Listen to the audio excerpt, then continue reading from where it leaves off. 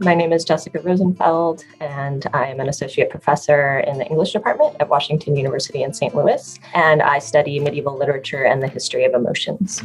We often think about love narratives, so whether they're films or novels, as frivolous, as fluffy, as feminine.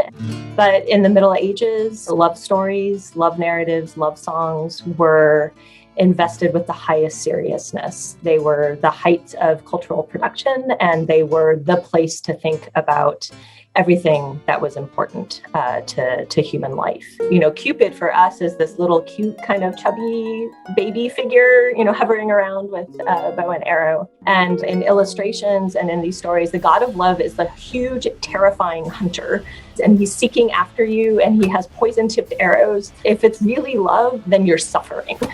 When we think about medieval literature being ethical or moral, sometimes we might think that means it has a narrow moral lesson. But they actually were really interested broadly in ethical dilemmas and divided loyalties and situations that someone might find themselves in which they have to make a decision about what's the right thing to do. Shows like The Crown or shows like Bridgerton, where we're watching people behave in certain ways and then having conversations about them, debating whether someone reacted in the right way. That's a huge part of the pleasure of consuming these works.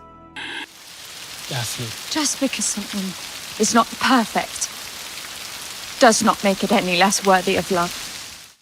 And I think it's a different pleasure from listening to songs.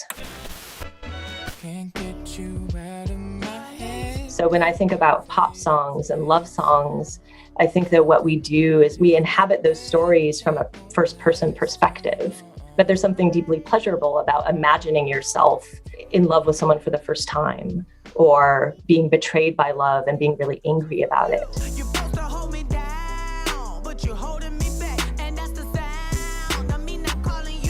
Or being in a kind of rueful space where I've broken up with you, but I still love you, and I don't ever want to hear from you again. But if you call me, I'll pick up the phone.